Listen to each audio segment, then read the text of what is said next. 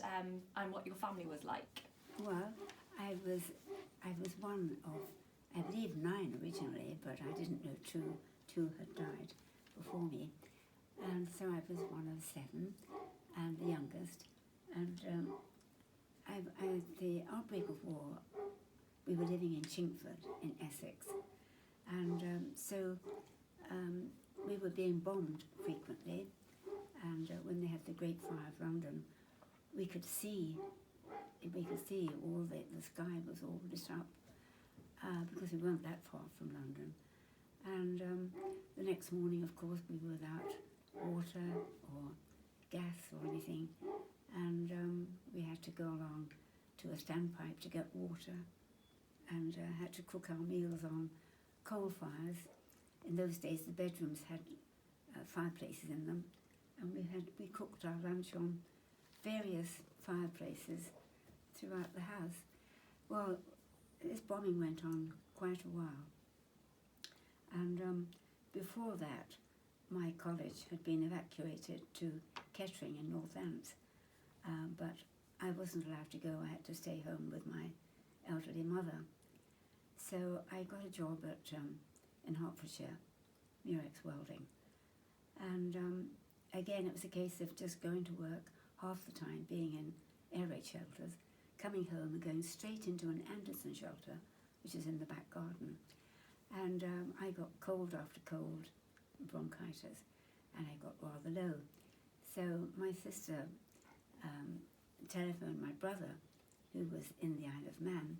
His wife was Manx. They had a boarding house in Stanley Terrace, and they asked would they have me over for a holiday, for a break. So I came over, and I stayed. Do you remember what year that was? That was 1941, I think. What age would you have been then? I was 17. 17. Yes. So you came to the Isle of Man for Yeah. a holiday, for a break. Yes, and stayed. And so I got a job with Government Office as a shorthand typist for the internment camps. And I started at on Metropole Camp, no, Queen's Promenade. And there were 3 of us in the office, and we just had to wait to be called by various officers, intelligence officers, and they would dictate to us about the lives of various internees whom they thought might be suitable for repatriation. So, and this was quite interesting, really, hearing about their lives. Mm. And from there, I was moved to Oncombe Camp, which was fabulous for me because they had requisitioned a house at the bottom of Royal Avenue on the left-hand side. And we at that time had moved to Royal Avenue, and I just had to cross the road, literally, to go to the office, to go to work every day. Is that you and your brother Sam? Yes, that's and, right, and Mary? Yes. So Sam had been invalided out of the Manx Regiment. He was with the Manx 129 Regiment, but he's been invalided out. So he started the Palais, he was running the Palais Band at the Palais de Danse. And so that was open. In fact, it was open every night because, of course, there were loads of troops there. And they had all the Octo, they sent the Octo here for training. So so we used to spend every evening, we'd walk along the promenade and meet up at the Palais to have a coffee, my sister-in-law and I.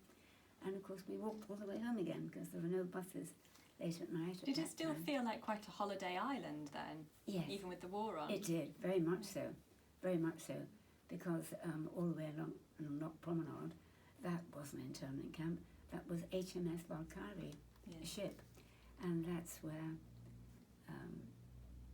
what was his name, that well-known actor, John Pertwee, was an officer there, and he would be dancing every night in the Palais, very handsome chap, tall and very fine figure.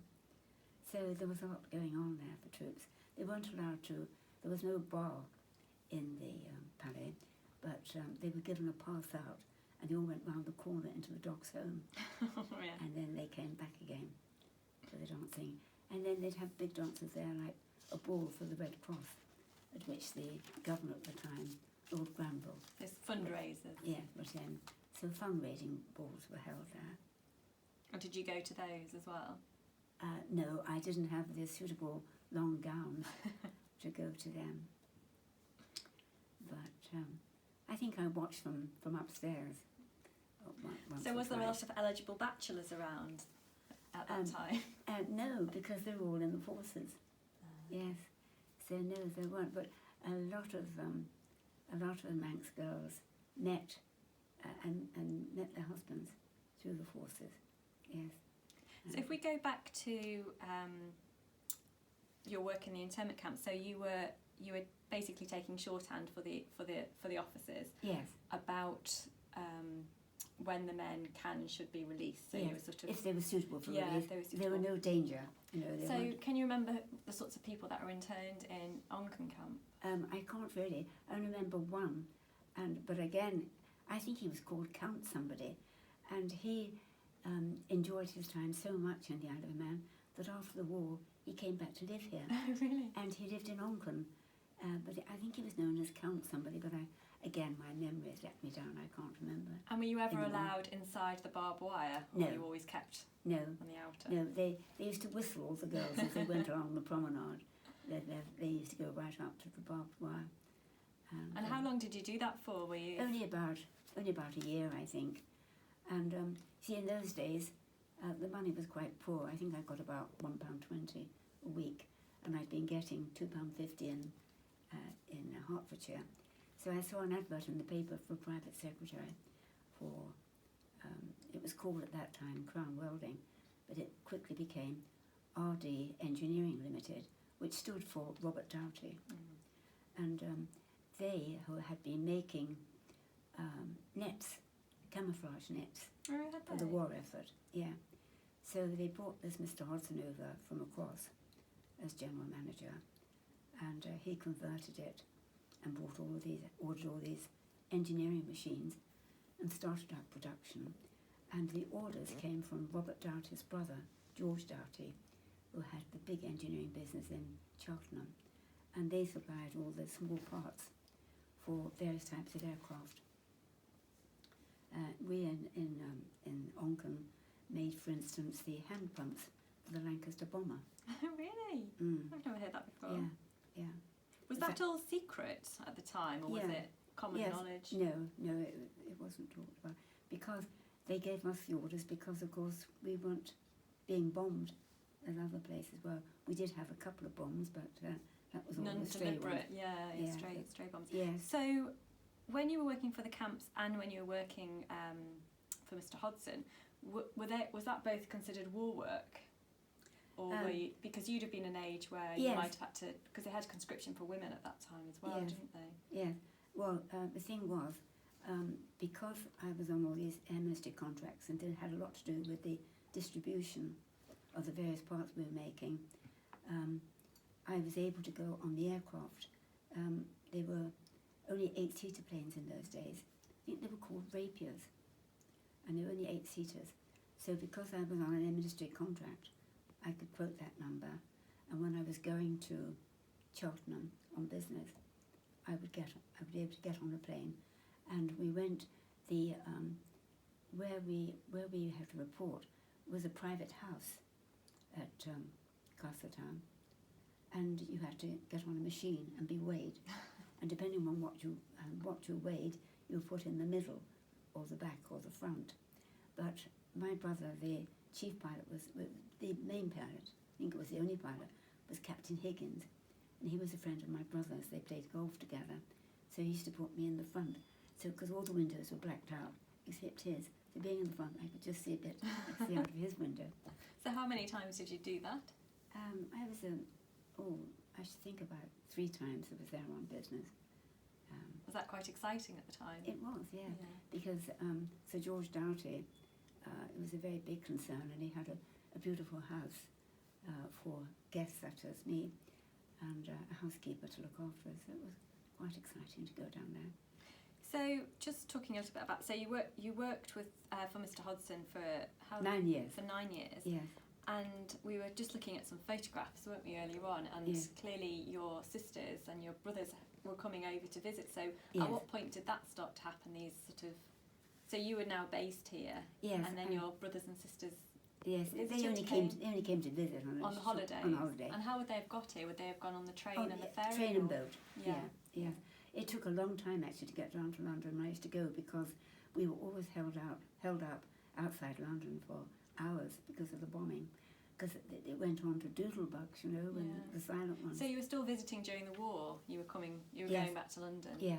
And I used to have to, I'd come up back again on the midnight train and spend a couple of hours in the Adelphi Hotel and have breakfast there, which was, you know, of course, the powdered egg, and they just gave you a spoonful of marmalade out of a jar. And then you get the boat back? Yes. And you weren't ever scared on the boat of anything happening? No. It was the trains that were more of the problem, really, when you're near London. Yeah. Yeah. And of course, when first time I went, couldn't get a seat on the boat. They were full of, you know, personnel, service personnel, military personnel, and the trains were pretty full too. You had to. Did you ever encounter any of the internees coming and toing and froing on the boat? No. Because presumably they must have had to, when they were released, they would have gone back. Yes, they? but that was much later, I think. Yeah. No, I didn't. And you'd never been here before No, Sam suggested no. it? I hardly knew where the Isle of Man was. Yes. So 4 hours standing on the boat must have been yes. a terribly long time. It was. Well, I used to find a laundry basket or something like that to perch on. Yeah. Mm. So did they just overfill it? They just Yes. put everyone on? And Yes. because I assume some of the faster and better boats were off doing war service, so They you're probably were. left with the older ones. Well, yes, I think they gave, about 8 of them went. They went. I mean, there were about 8 of them involved at Dunkirk. Yeah. I think they lost 3 of them. Because yes, they did. So Yeah. a bit like the First World War. During the Second World War, you'd been left with the sort of slower, Yeah. older. I came over on the Russian Abbey, I remember, and yes, they used to take, you know, sort of about 4 hours. In those Did you travel on your own? Or- Yeah. Yeah. I was only 18, 19, 20. Was that the first time you'd been sort of on Yeah. a big journey like that? Yes, I suppose it was. Wasn't there also class barriers on the boat? Oh yes, that's right. There was first class and steerage. Were you steerage? So I had the steerage, yes, that's all I could afford. There was a barrier going across. But having said that, I'm sure that I think even in steerage, I may be wrong, but I used to go later on. I always went into the ladies' cabin. There was a ladies' cabin. There was, I remember that. Yes, and Mrs. Kissick, who is still on the island now, she married a Manxman, and she was in charge of the ladies' cabin. She was lovely, and they would let you lie down, and they would bring you a drink, and just generally look after you. Well, that sounds Yes, better. you were a poor sailor, if I remember rightly. I was, yes, Mm. very poor sailor. Yes. Okay, so the war ended. So what? So you. Oh, yes, So, well- so then what happened? What happened at Dowty's after that? Oh What well, were they I had making? to marry Eric. I could no longer work. So sorry, we'll just explain who Eric is. So can you Oh, tell my us how you husband. met Eric, perhaps? Oh yes, just met him playing tennis up in Nobles Park. Oh. My friend Betty Brydson, they had the hat shop in Strand Street. Oh, Fred Bryson's. Fred actually, yeah. Bryson's, yeah. And she knew Cecil Crane, who worked in the bank, and Cecil and Eric used to go on, were great friends. And so she introduced me to Eric, and that's how we met. And What year was that? gosh, what year would it be? Oh, wait a minute. You got married in 52, didn't you? 52, no, 51. 51. So it was 3 years before that we were engaged. In 48. 48. Yeah, 48. Yeah, so a few years after Yes. the war. Yes, because in 48, Betty and I went to Switzerland, that was right. Yes, on holiday. And then you met. So you met him playing tennis. Yes, Good. yes. At Nobles, And he worked for the Alderman Bank. Yalman yeah. Bank. Of course, he'd been a prisoner of war of the Germans in Salak 383, and so he hadn't been home all that long, really, I suppose. So just for the purposes of the recording, Manx National Heritage Archives have the paperwork of Eric Heath when he was in the bit of war camp. Yes. Yes. That's right. And he was with a number of other Manx men, wasn't he? Yes. Although he wasn't in a Manx regiment. Is that? No, he wasn't. No, Yeah. That's right. But There's a photograph of all of them actually, and on Christmas Day. yeah. But one of the Manx chappies that he was with was Douglas Orton, and who had all the restaurants around the sea terminal in those days, and Bertie Simcox, who had Russian Abbey. Oh, okay.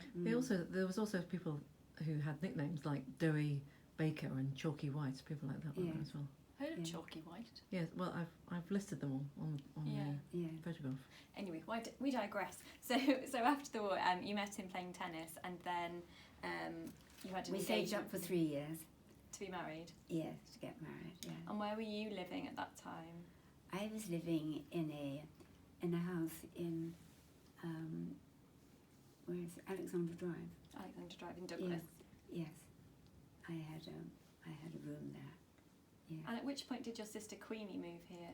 Oh well, that was much before that. When I first came here, I found rooms in Falcon Street, but those houses in Falcon Street and in Derby Road, although they were 3 stories high, none of them had bathrooms. Oh, right. And so we then moved to, Gwynnie and I moved straight away to Summerhill Road, and we had rooms there. So what brought Queenie here? Well, she was in the wartime, as a WAF, she was trained as a teleprinter operator. So after the war, she applied to the post office, and they wanted teleprinter operators for telegrams. So she got a job with the post office in Hitchin in Hertfordshire. I went to live with my sister there. But after a bit, my sister was quite elderly. She was the eldest of the family, 20 years older than me. She said, well, why don't you go and join Pat in the Isle of Man? Have some, younger company. So that's why she came to join me in the Isle of Man. But quite soon she met her husband, who was also in the post office. And that, for the purpose of the tape, is my grandma, Queenie. Yes, right. And, and Teddy. Sorry, we didn't say your maiden name for the tape, so it's Acres. Yeah, Acres, so it's Acres family. Yeah. Okay, so you saved up for 3 years. Yes. And were you living with Queenie until no. your marriage? Well, when she got married, of course. I was living in this house in Alexandra Drive. Yeah, so I got married from there. And then where did you and Eric go to live then? We lived in Royal Avenue, funnily enough, just where you were when you started. Not the same property then. No. A semi-detached house further up the road. So Sam and Mary, they left the Isle of Man at this point. Yes, they left quite a few years earlier. He went back to the Savoy. Yeah. And he was a saxophonist for the Savoy. That's right. I can't pronounce it. Yes, the Savoy Hotel Orpheans. Yeah, Orpheans. And a trombonist as well. He played the trombone. Yeah. Yes. So you're in Royal Avenue, and tell us a little bit about his job and what impact that had on you. Well, I felt it very much because he was still, though he was 35 years of age, they still had to ask to get permission to be married, and he was getting £14 a week. That's with the Isle of Man Bank. Yeah, and I had been getting £10 a week at Dowty's with overtime because the factory worked 2 hours late on a Tuesdays and Thursdays, and my boss paid me the overtime rate. So suddenly I had nothing, from earning £10 a week to nothing. So it was quite a shock. Yes, but the feeling was that with the bank that if you couldn't afford to keep a wife, you might be tempted to put your hand in the till. And how did you feel about? Was that just normal? You didn't feel hard done by? No. Well, that's the way things are. But of course, it quickly changed once Isle of Man Bank was taken over by National Provincial and then National Westminster. But no, it's just accepted. And of course, once I became general manager, it was my job to entertain important Manx customers. And also, when officials came from London, they brought their wives with them. It was my duty to take out these wives and show them around the island and take them somewhere for lunch. Was this ever explained to you before you got married that No, you'd no. have to do that? No, well, of course, we didn't know that Eric would reach the top job.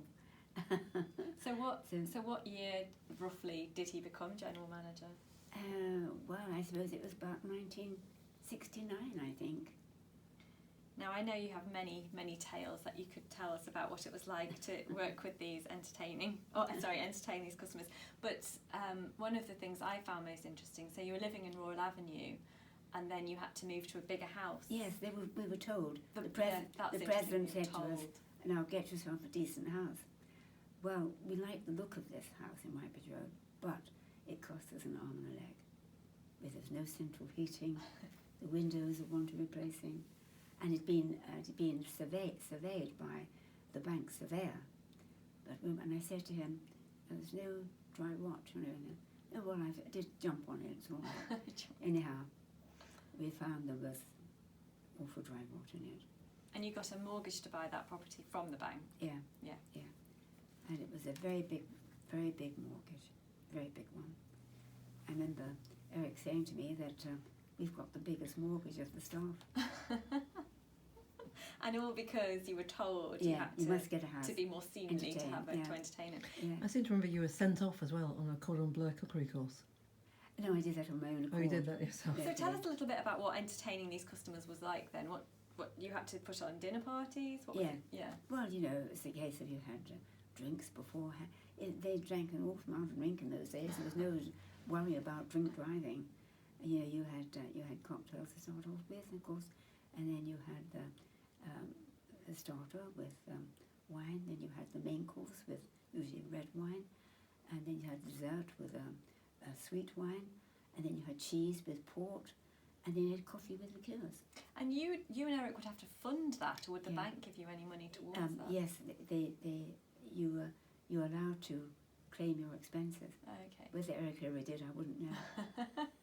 So how did you compose the menus? Did you have any help? No, I didn't. In fact, my first dinner party, I always remember, two of the guests were Lieutenant Henry Kelly and his dear wife, and I was in the kitchen and there were no spaces to put out the plates. So I had the plates all lined up on my ironing board.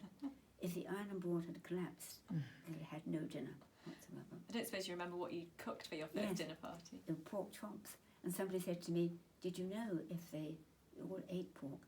I said, no, it didn't dawn on me. If they hadn't eaten pork, they'd had nothing. There was no alternative. And I presumably it would be a formal occasion. You'd be dressed up for this. Oh yes, yeah. In those days, it was a time when you wore long dresses in the evenings. Yeah, the cocktail dresses came in much later on. So how did you so you were serving as well? You didn't employ somebody to help with serving. So how did you manage to do all of that and stay looking fresh in your evening dress? You just had to cope. When we went to the president's house, we would sit and she would ring a bell on the table like that, and the maid would come in. Is that the Pearsons? Pearson's house at Mackle, and the maid would come in and she'd be holding the vegetables, and you held it and you helped yourself, and she went up the table, and you had to be very careful that you passed port in the right direction. Yeah. So Mrs. Pearson was older than you and quite formidable. Oh, well, she was cordon bleu. She was absolutely. She'd been through the whole routine. She was an excellent flower arranger and a marvellous cook. And when I went to London, she would say to me, Pat, bring me home some frog's legs and bring me home this certain wool for my tapestry. So I went to get these frog's legs and I told her they were £8 each. She said, no, take them back there. Tell them I won't have them, they're too dear. I've never seen a frog's leg in my life. Did you ever cook frog's legs yourself? Never. No. And did you enjoy doing that? Did you enjoy that? It was a worry. The main worry was which guests to put together. That was the worry. What sort of numbers? How many people are you talking about? I talk about 8. Yeah. Well, it was Mr. Pearson's birthday party. I think we had about 10 then. It was all right then because we had Mr. Wheaton, who was the chief constable, and he had lots of funny jokes. So that was uproarious. And did you have to provide any entertainment, or was it sort of, it was your job to it's sort of all keep everything flowing? Keep the yes, Yeah. you didn't have music or anything. It was all keep the conversation going. Yes. And that was to entertain clients as well. Yes. Now, I remember you telling me a story about one of your clients leaving you a dog. Can you tell us how that Oh, well, it's just that came about? yes, gosh, I can't think of her name now. Lady somebody from Ramsey, and she was leaving and going to a flat in London. So she asked Eric, would we take her dog? It was a 2-year-old poodle, being completely and utterly spoiled, used to sleeping on the bed and eating sweets all day. So, because we had this dog, and the first night we left it, it chewed down the kitchenette door, trying to get upstairs to us. We had to give way in the end and have it upstairs in the bedroom. And that's all because the Isle of Man Bank. It was to Yeah. you know keep the customers happy. Absolutely. Yeah. Yes. Okay. When you used to talk about the hotels on the front, and you said that people used to ask, how much they didn't have showers in the room and there weren't many bathrooms either. What were they told, and how much did it cost to have a bath? Oh, these are the boarding houses in Derby Road. What year would that be? What era was that? Well, I'm talking about in 1960s. Oh, really? That late? 1950s, yeah. And when the visitors came and said, "Can we have a bath?" They hadn't got a bathroom. They said, "You should have had a bath before you came, or I've else heard that before. go in the sea." Yeah. Or you And can there go were to a lot of Victoria visitors. baths, which were very unpleasant, Yes. weren't they? Yeah. But there were a lot of visitors then, weren't there? When Factory Week as Yeah. well, when they Yeah. closed. The Oh, yeah. factories from Thousands. Morecambe and all around there. Yes. What was the Isle of Man like then? So in this time when you're married and you're starting out life with Eric, what was the Isle of Man like? Was it still very touristy? They did quite well in the summertime because, first of all, the holidays abroad hadn't quite got going, but of course once they did, that was the end of the tourism, because they knew they could go across on these package holidays very cheaply and be sure of sunshine. But I remember there was a half day, which I think was a Thursday, Yes. and so we would you would pack up the car with sandwiches and picnic or whatever, and Yes. picnic rug. We'd go down to the beach, but my father would be wearing a suit, his weekend suit, a green suit, Yeah, that's right. tweed suit, and a tie, Yeah. and Really? polished shoes, Yeah. even though we were going to be sitting on the beach. Yeah. But there again, you see, in those days we didn't have money for leisure wear. Money was still. But it was still a tight. question of being properly dressed, wasn't Yes. Yes. it? Mm. Especially, Yeah. I suppose, for Eric in his Yeah. position. But they all wore ties in those days. Mm. Like on the BBC now, they don't wear ties, but it was unheard of. I've just remembered something else that I thought we'd capture while I was here, and it's to do with, we were talking about package holidays, and of course Yes. one of the things the Isle of Man tried to do was build Summerland to counter that. So, this indoor place that was Yes. going to be sun all year round, and as we all know, there was that terrible fire, Oh, terrible yes. tragedy, but you were involved with the Yes. administration of the aftermath, were you? What happened was I volunteered as a shorthand typist again, and they set up in Hill Street in St George's Hall. Yes, St George's So- Bar now, isn't it? Yes. So I was there as a shorthand typist, taking accounts from the relatives, and sadly the people were downstairs had lost their lives. Still quite a smoky environment, wasn't it, to be in? Yeah. And then when they had the big inquiry at the Marina, I was asked to be a shorthand typist there, and I was allocated to the fire. Again, I can't think of his name. I've got pictures of it. And so again, I was taking notes about what the fire officer was saying. They brought him from across as an expert, and of course he was saying it was all because of the Oroglass. the glass. Oroglass. Oroglass. Yeah. Mm. Of course, that it just And fell boiling hot. And the fact People's that heads. must have been really hard to hear if you were hearing all the graphic details. Yes. Were you? And there was no way. You see, that the fire engines couldn't get to the place. No, The no, way no. it's built, couldn't get And to the it. fire exits were blocked, Blocked, weren't they, some yeah. of them? Yeah. Plus the fact, I mean, I worked there for a little while as well, actually, and the idea, which was seemed like a good one in concept, was that children and parents would be on different floors. But of course, when it all broke out, then they were separated. They were trying to find each other, and there was an awful lot of time wasted when people could have got Yeah. out the doors. You imagine how panic-stricken they were. And I always remember that terrible photograph of somebody On the by stairs. the window, and the flames were all around her. She was just silhouetted Yeah. against the fire. So that must have been pretty hard for you to sort of to witness, It was, but to be in that inquiry and to Yeah. hear everything that It was, probably still hasn't been released. yes, and Eric, my husband, they asked him to be the treasurer of the fund, and he did that very efficiently, and the money was distributed very quickly. And they're still, just like now as at Grenfell Towers, people came forth and they weren't, False claims. false really. claims. Yeah. Yeah. Is there anything else that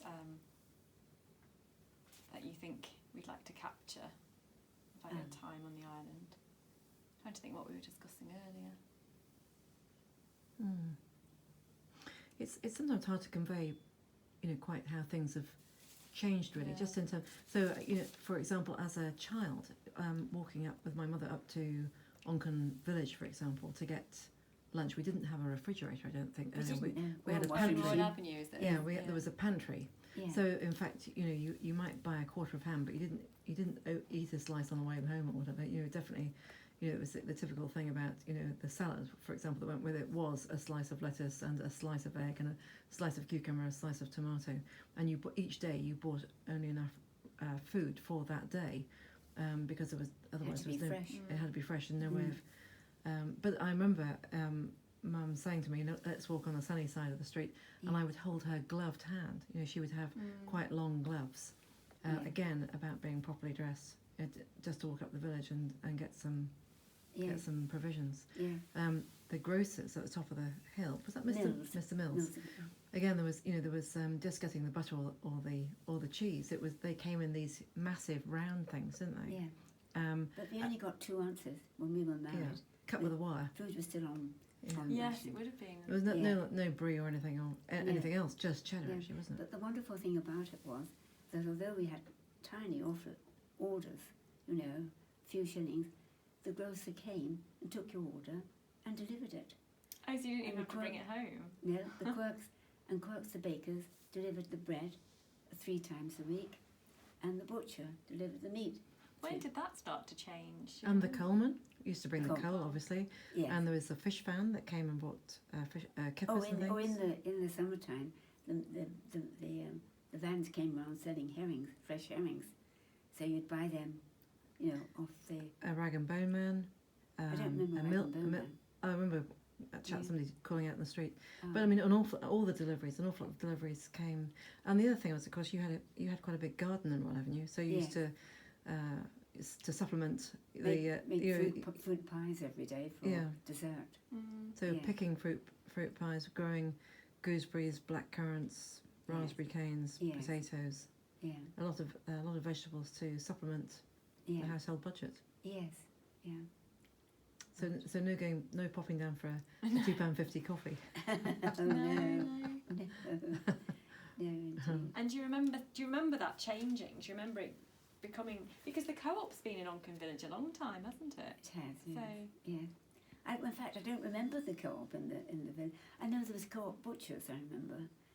I can't remember the co-op grocery shop. no. But we had a chemist shop in Middleton. We had Kenworthy, who was a radio shop, and Mills.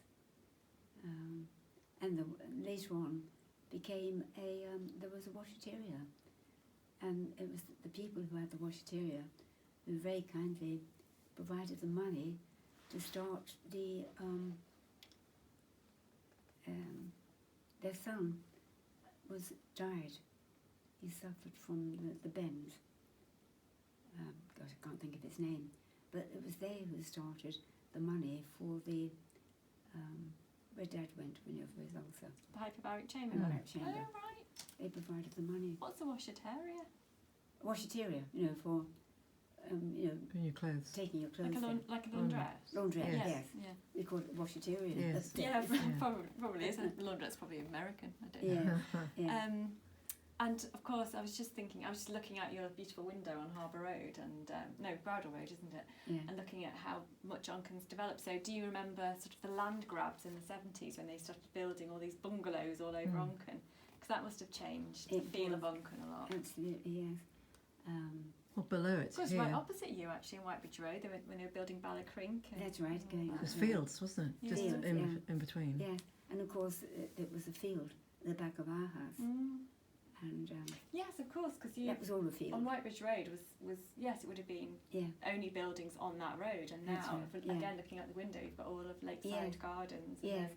And Ballacrint I and beyond. remember talking to, hearing about them going to build there, and Eric was saying, I wonder how they sell all these houses and bungalows, and they sold like hotcakes, £5,000 each they were, and they just went just like that. And of course now they're selling what I wouldn't like to say what they're selling that now. Yes, Molly Quirk's Glen is still the same.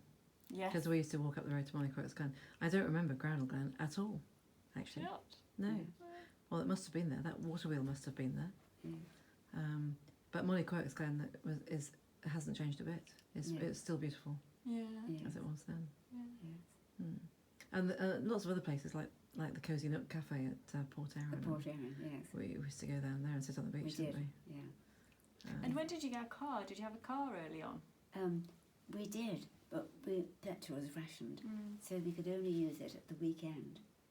So occasionally they would use the car, but then about 3 of them from the bank, they would all share it. Oh, okay. Yeah. But this car it was bought second hand, and we just got Linda was a baby back from the hospital. We were coming home, and we were going down Murray's Road and wanting to turn left to go into Palatine Road to visit Eric's mother. And as we turned the bend, the back wheel came off and rolled down the road. With a tiny baby. So after that, we said, no matter what it costs, we shall have to get a car, a proper car. So Eric had to go into debt again Oh dear. and get a new Ford Prefect, wasn't it? Ford Prefect, yes. Yeah. Which was mainly polished within an inch of its life, every week before, yeah. because we only took it out at the weekends. Yeah, You take the car out for a run round Yeah. and then sit on the pram and watch all the visitors come past. It wasn't Yeah. really used as a mode of transport. No. Transport was about a bus, yeah. wasn't it, with a dog and a pram. So Yeah. that's how you mostly travelled on Yeah. the buses. Oh, always Yeah. on the bus. And it was quite a job because I had this poodle who wouldn't be left at home. He shrieked and shrieked the house down. The neighbours couldn't stand it.